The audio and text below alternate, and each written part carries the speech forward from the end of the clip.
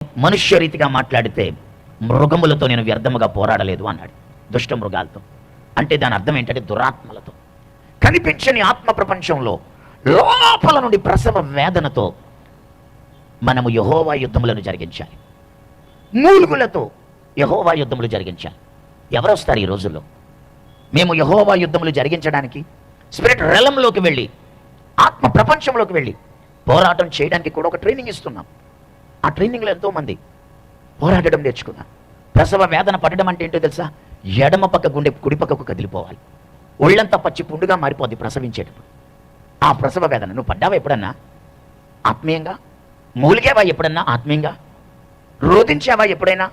అంగలార్చావా నువ్వు ఎప్పుడైనా? గర్భం దాల్చడానికి నీకు తెలుసా? కనడం నీకు వచ్చా? ఒకంత నువ్వు ఆలోచన చేసుకో. మూలగకుండా ప్రసవ వేదన పడకుండా ఏం జరుగుతుంది? ఎలా ఇది? పౌలు అక్కడ ఏమంటున్నాడంటే, నేను మనుష్య రీతిగా మాట్లాడిన ఎడల వ్యర్థముగానే నేను దుష్ట మృగములతో ఎఫెస్సులో పోరాడలేదన్నాడు. అంటే ఏకంగా కొన్ని వేల దురాత్మలు పోగేసుకుని అర్తమీదేవి అనబడిన ఆ మహాదేవి అని పిలువబడుతున్నటువంటి ఆ దుష్ట ప్రభావం చెలరేగిపోతుంటే ఇంకా పౌలు ఈ రోజుతో అయిపోయాడు. ఆ పౌలు వచ్చే వరకు మనం ఆగేది లేదని 2 గంటలు ప్రజలు పట్టుబడితే ఈయన గదిలో చేసిన పోరాటం వల్ల స్పిరిట్ రెలమ్స్లోకి వెళ్ళి ఒక యుద్ధం జరిగించినందున తుస్సుమనిపోయింది. ఒక క్షణంలో, ఒకే ఒక క్షణంలో తుస్సుమనిపోయిందండి.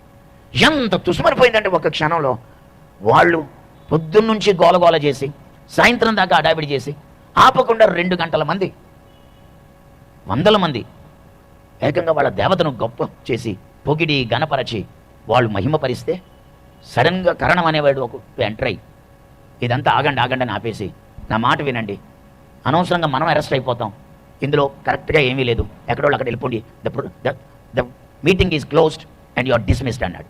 1 మినిట్లో ఎక్కడో అక్కడ వెళ్ళిపోయారు. తుస్సుమనిపోయింది ఆ ప్రాజెక్ట్ అంతా. ఎంత పెద్ద ప్రాజెక్టు ఒక్క క్షణంలో తుస్సుమని ఎందుకు అయిపోయిందో ఎవరికి తెలియదు.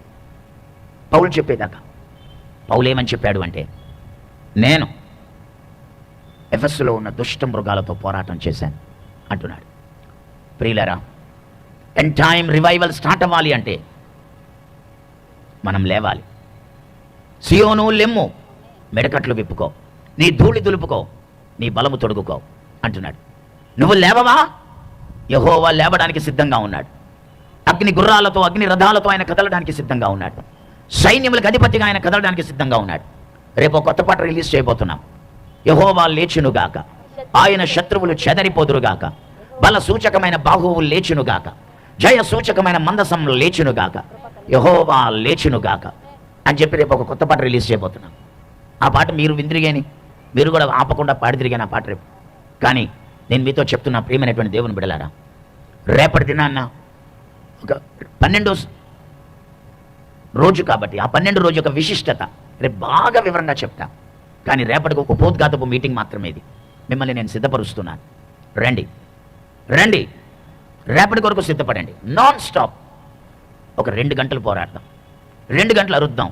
రివైవల్ బ్రేక్ అవ్వకపోతే కుదరదు. భూమి బద్దలవ్వాలి రేపు. ఆమెను చెప్పండి. భూమి బద్దలవ్వాలి రేపు. అగ్ని దిగి రావాలి రేపు.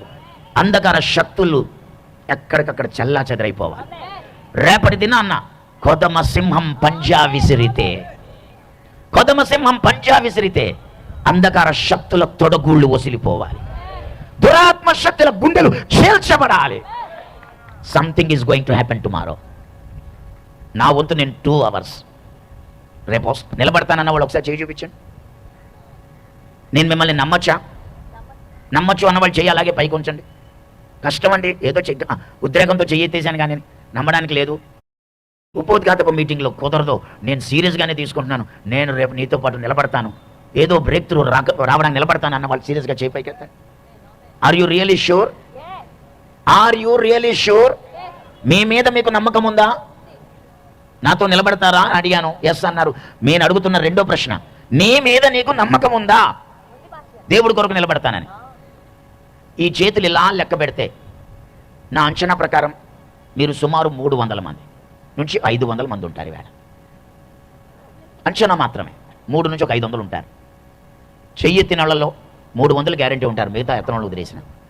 If you are really serious, నేను నీతో చెప్తున్నా, రేపు మనం కరెక్ట్గా 5కి స్టార్ట్ చేయబోతున్నాం. 5 నుంచి 2 అవర్స్ 7 వరకు ఒకటే ప్రాజెక్ట్. రేపు ఏంటి ప్రాజెక్ట్ అంటే, రేపు సరిగ్గా యుగాంతానికి 12 ఏళ్ళు పూర్తవుతుంది. ఈ రాత్రి 12 నుంచి రేపు రాత్రి 12 వరకు యుగాంతానికి ఏం పూర్తవుతుంది? 12 ఏళ్ళు పూర్తవుతుంది. సరే, అలా 7 వరకు మనం చెప్పబోతున్నాం. మీరు రేపు సెలవు పెట్టుకుంటారు, మధ్యాహ్నం సెలవు ప్రకటించుకుంటారు, లేకపోతే మీ బాస్ దగ్గర పర్మిషన్ పెట్టుకుంటారు,